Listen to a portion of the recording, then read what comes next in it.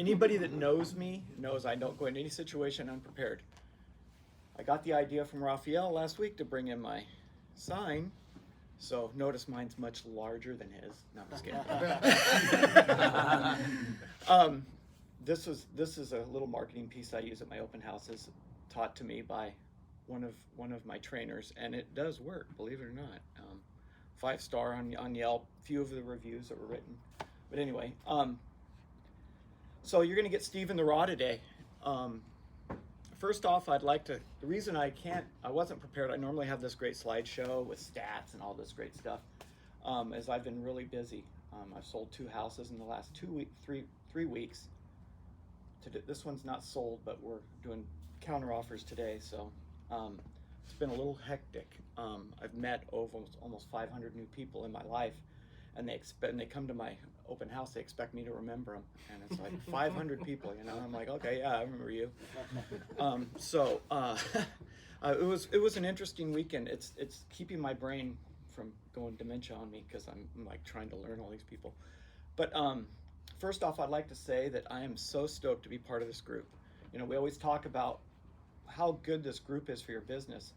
Well, Peter over there, he's the one that got me into this group, and he wanted me to join this group years ago. I don't know how many years ago, but I was still an electrical contractor at the time.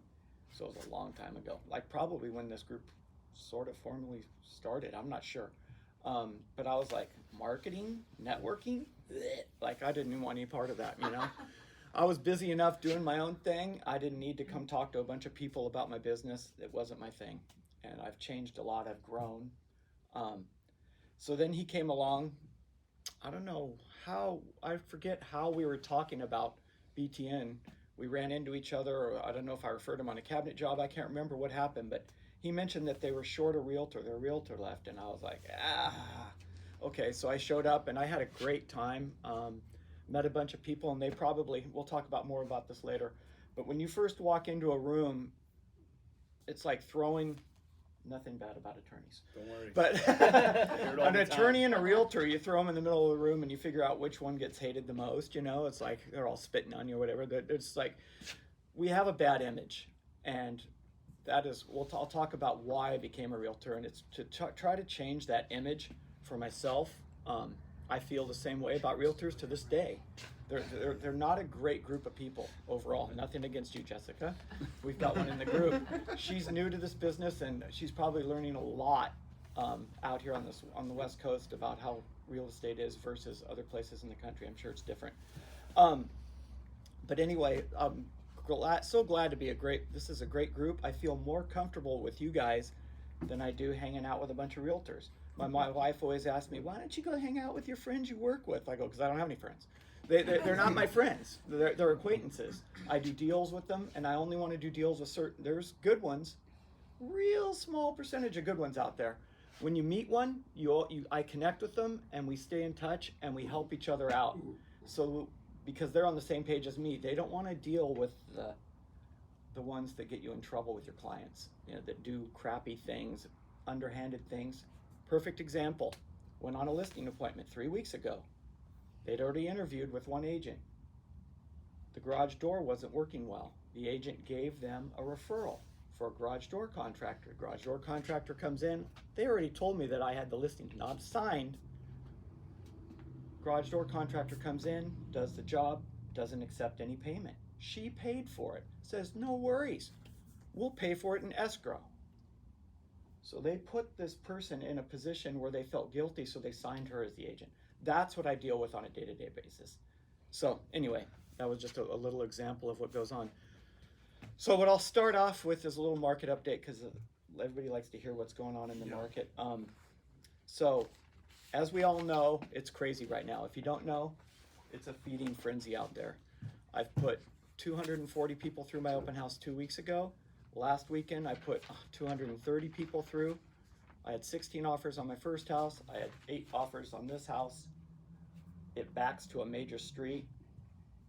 All original windows. It's louder than hell in that house, and I still got 8 offers, all right? So the market is completely crazy. So in June, we saw a slump in the market. It started just slowly trickling down. We haven't seen anything like that since 2018, I think it was, when rates went up to about 5 in November. So, and then it just continually slowed down. Well, we're getting this inventory finally. We've been a lack of inventory since COVID. So this inventory started to build up, and I was like, thank God, sellers are paying for interest buy downs for buyers. It was great. I was feeling so happy. Believe it or not, people think, why would you want the market to slow down? Trust me, my job gets easier. So the market was heading the right direction, and all these millennials and new buyers, not necessarily even new, they're all thinking, 5.5%, 6%, I don't want to pay that, I'm not buying. The market's crashing. Well, I sat up here in October and told you guys all that it wasn't. It's on tape, Ben's got it, that it wasn't going to crash. And guess where we're at? Is it crashing? No. Far from a crash. It's sped up, and we're driving a Ferrari right now. So we build up all this inventory, and then in January, I went out to an open house, about 5 open houses on a weekend. It was pouring ass rain. It was like middle of January. I told my wife, I got to go hit these open houses. I got to see where this market's going. So I come back, and I'm just shaking my head like this. I'm like, oh my God, we're back. People were in the rain in January looking at open houses that were overpriced by 50, 75, 100 grand, and they were just packed in. And I was just like, oh no. And yep, a few months, maybe 6 weeks later, all that inventory that we built up in Southern California, gone. It's all down the drain. It's gone. There were still a few homes that were way overpriced. I mean, they've been on the market 180 days, a year. I mean, those things they're never gonna go anywhere. But the majority of the homes that were just a little overpriced are all gone now. So then that creates what? Lack of inventory. Well, if you've got the only ice cream at the playground, how many kids are going to want to lick on that thing? It's like they're all there, right? So that's what when I put a house on the market, I've got the only one, 92646 in the area code I'm in, or in the zip code I'm in. There were like 3 houses for sale right now that are on the market. It's crazy. So it's a lack of inventory. Normally, if you go all the way back before COVID, and then you go back 3 years. So you have to go back to 2020 March, and then go back 3 years, take an average. Out of that average, we were 40% below on inventory. Now, guess what?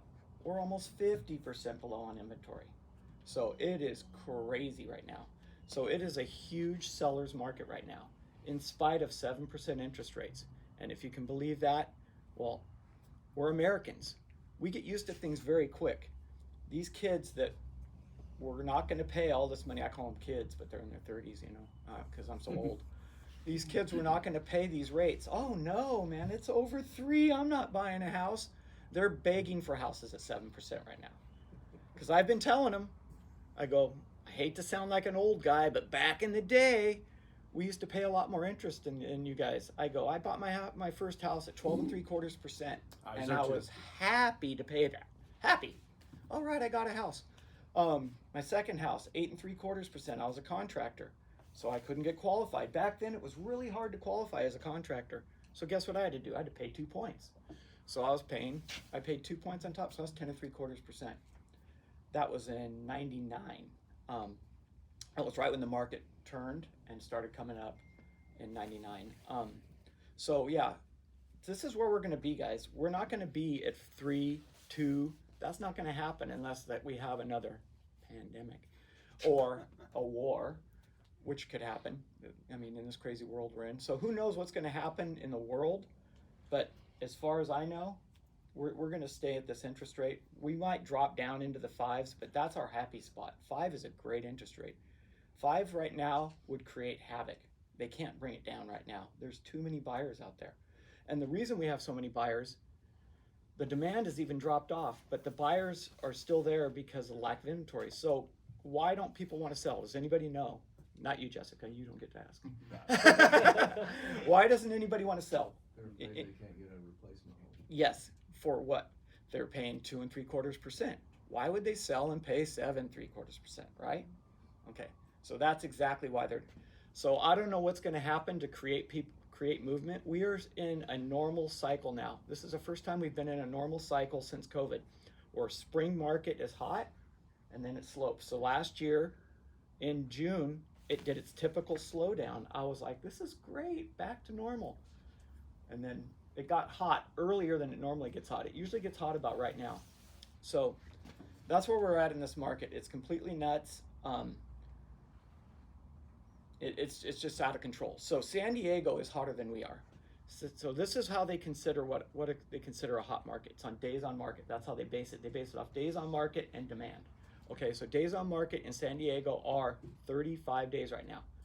Okay, 35 days from the day you list it to the day it goes into escrow.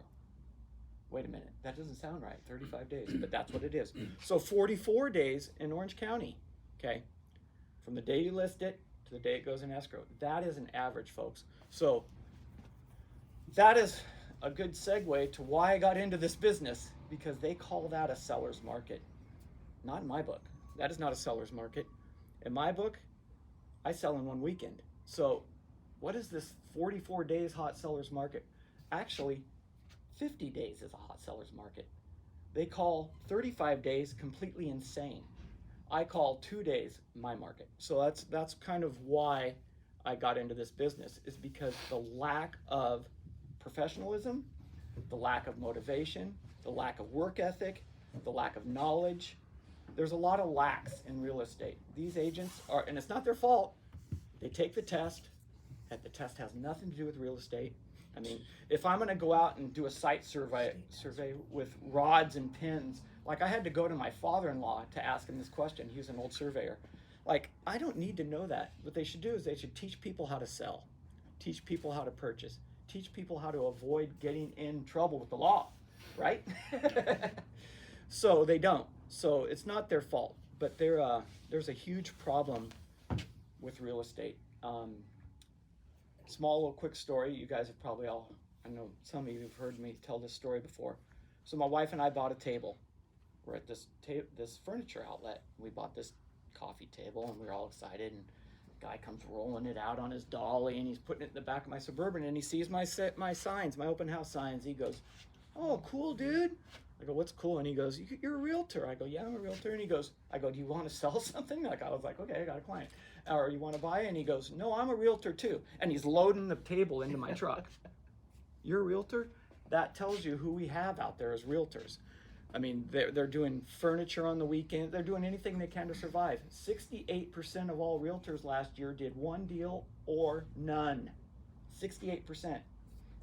That's my business. There's way too many realtors. Yes, there are. And I mean, you know, it's just the way it is. So they get into the business. It's the toughest business. It was so tough. I almost quit. It's a tough business to get into. It's a tough business to maintain. And only the strong survive. And selling to your in-laws once every other year is not going to keep you afloat, you know. So anyway, so I'm going to segue that into why I became a realtor. So I'm going to do a little thing like Alon and Raphael did, and talk a little bit about why I became a realtor, and you guys can learn a little bit about me. I did this my first time I spoke for BTN, and it's been 5 years now, I think. So most of you probably haven't heard my story. So my mom, who I'm helping take care of right now, is a huge part of my story. This woman is remarkable. You know, she raised 2 kids, single mom in the late 60s, early 70s, fresh out of high school, 3 or 4 years divorced, 2 kids. She 2 jobs, and I never suffered an ounce. I had everything I ever wanted as a child. But then as I got older, I saw how she was struggling, so I wanted to purchase things on my own. So I started working at a very early age. But I'm going to jump back a little bit and tell you how competitive I am.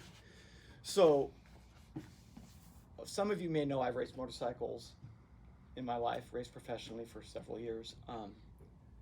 I was born with a fire inside of me of aggressiveness, competitiveness, craziness, and I've had to bring it down a lot of notches as I've gotten older.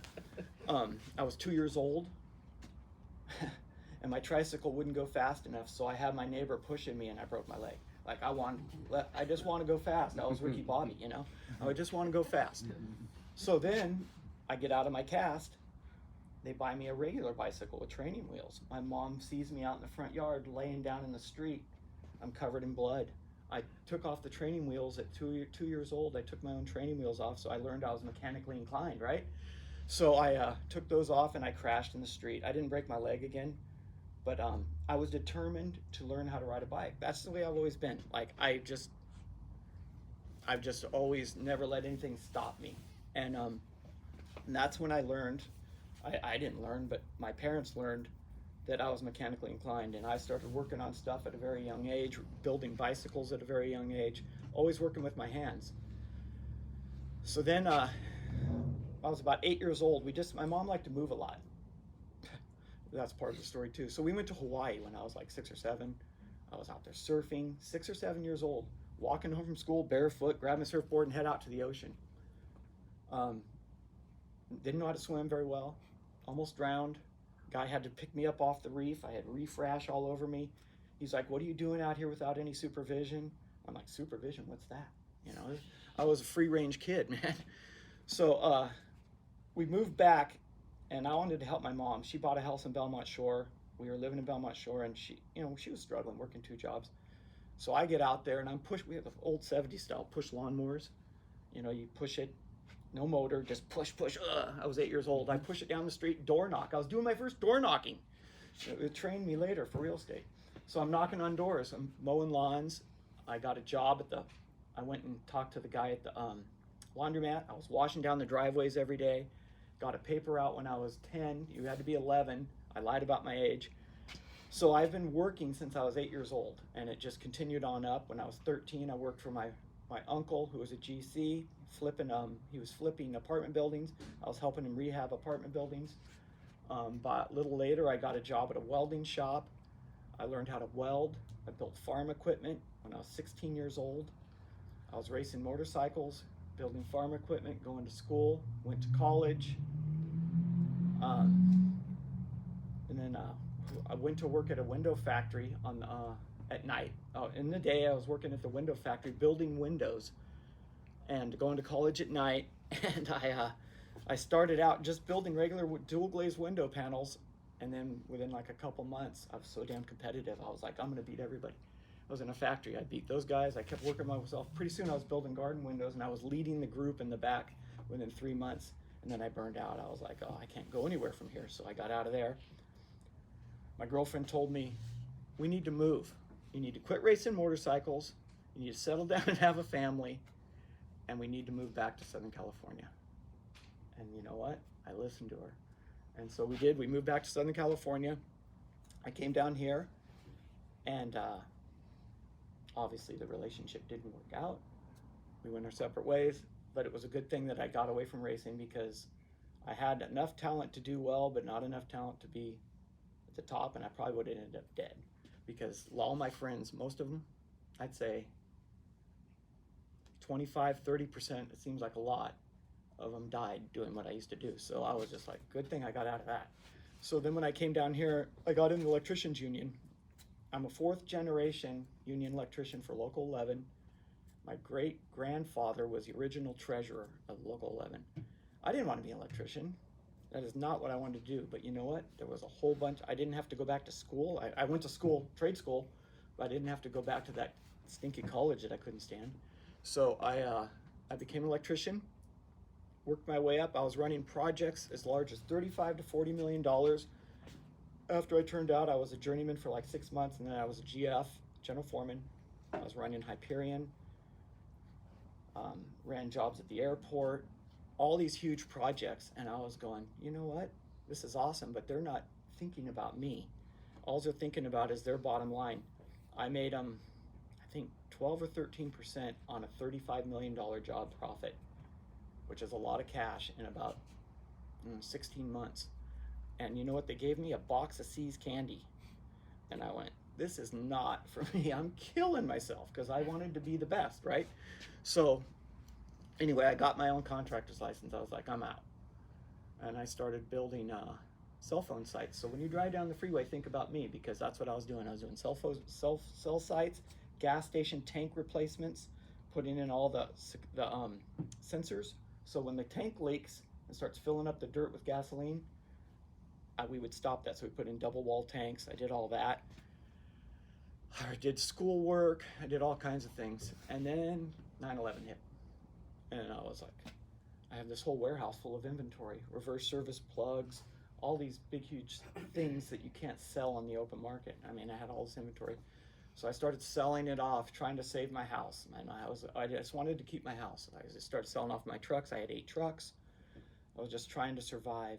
And then I changed my company to a non-union company. Well, the union, in all their wisdom, sued me. So, so I had to change my name completely, get another contractor's license. They tried to take my house. It was just a complete pissing match. And then I went to work for this guy called Dean Zitko. He's a referral, and he ran a brokerage, and they were part of Star. They had 5 offices in Orange County, and I did another office for them in Sunset Beach, and it was awesome. I was like down in Sunset Beach doing real estate office, and I was like, this is cool. Okay, this is cool. And he told me, he goes, you know what, Steve? He goes, I've got 200 agents that need your assistance at all the time. You mind if I hand out your name? And I said, sure. So that's how I stayed afloat during the market crash. Is I was working for realtors, and I just downsized to me, a truck, and 1 guy, and picked up little jobs here and there. And then I even started cheating and building.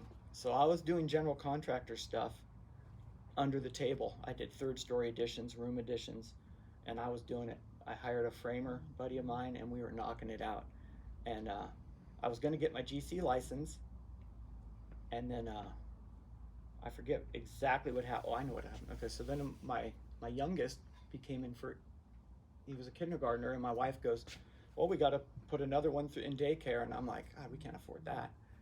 So I go, I want to raise this child. Do you mind? Well, Dean Zitko told me, he goes, become a realtor. And I'm like, I don't want to be a realtor. Why would I want to do that? Anyway, turns out he hired me. So I went back to school, got my license.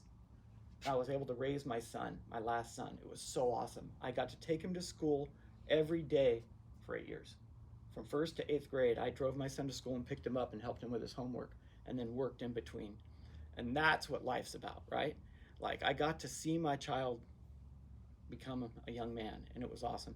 So that was what I did because the market was so bad. And so everybody goes, well, why did you get into real estate at that time? And I was like, because I didn't really care.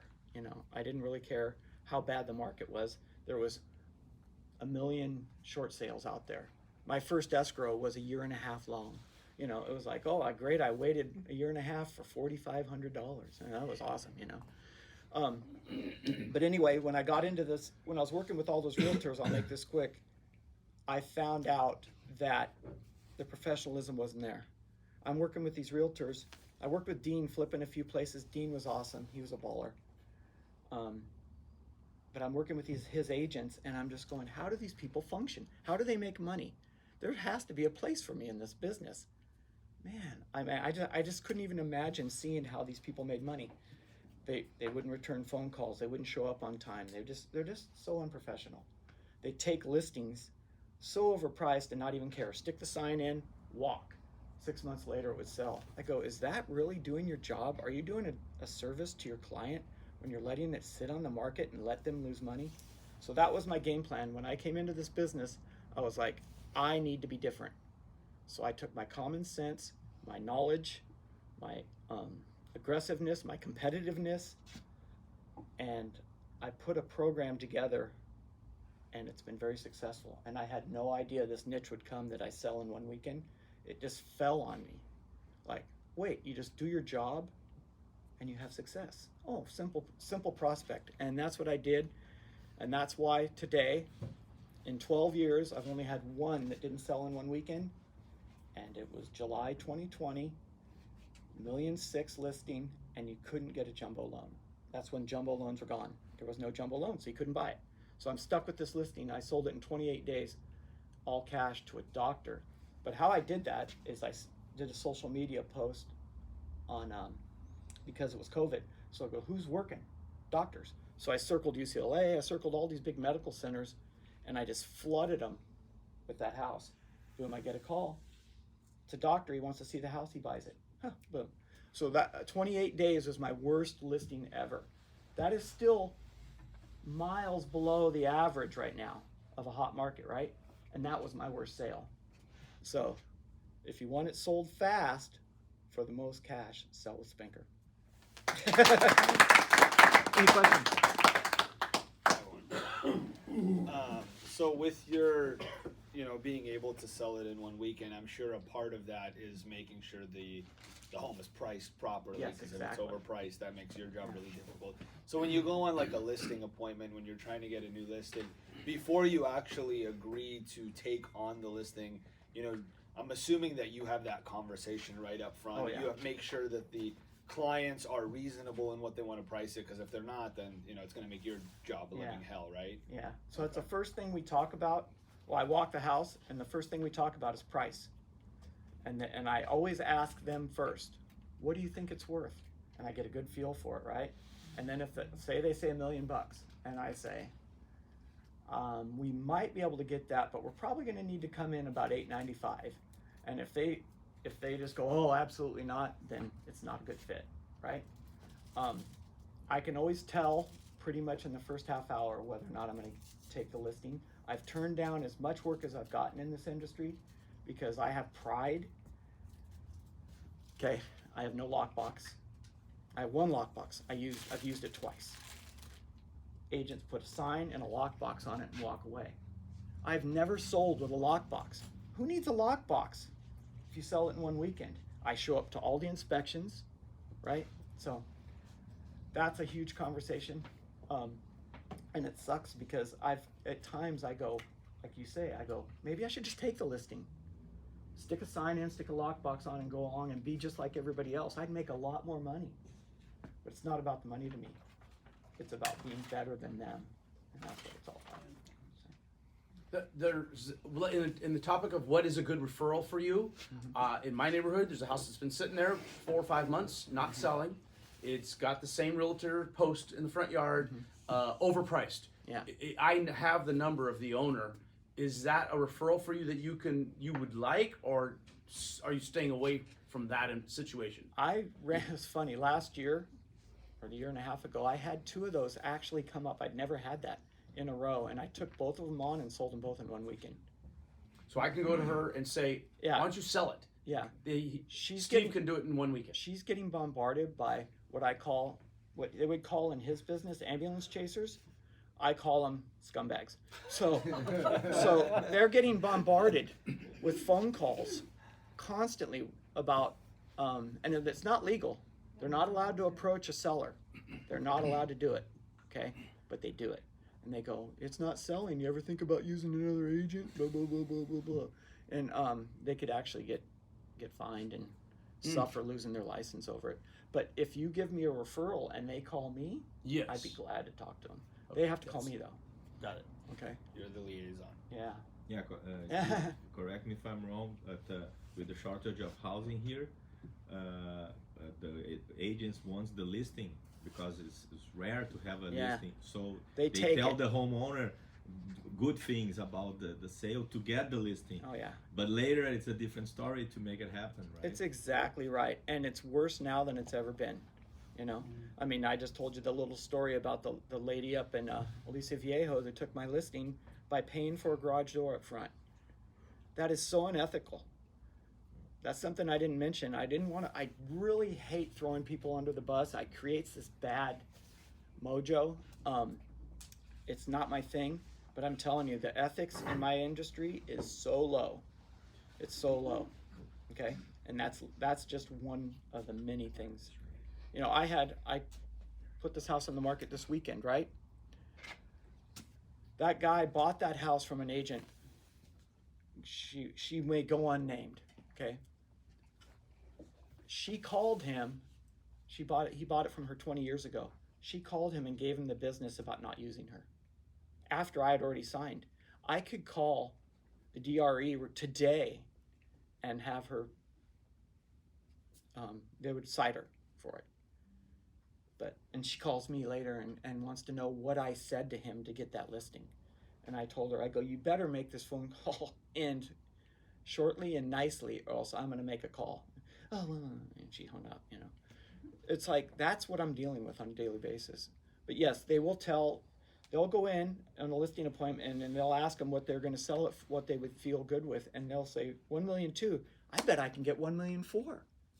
And then, oh yeah, great, sign here. That's exactly what happened to the house in my neighborhood. Yeah. Overpriced. Not gonna sell. Days on market are kryptonite to a sale.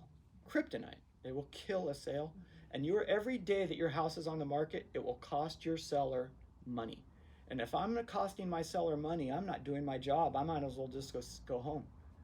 You know, and it's just the way it is. You know, that's part of my sales is I don't have a lockbox. If I put a lockbox on your house, I'm failing you. I got agents calling me yet today. I put my listing on hold, and they're still calling me. I always put my listings on hold when I'm in counters. Oh, can I show it this week? I go, are you kidding me? It's sold. Well, don't you have a lockbox? Can't we still go look at it? No, I don't use lockboxes. What? No, if I'm going to sell a house, I'm going to be there to sell the house. How you doing? Look at this, check this out. That's my job. I don't let the lockbox sell the house. I sell the house. That's how I sell in one weekend. Any other questions? Great presentation. That was awesome.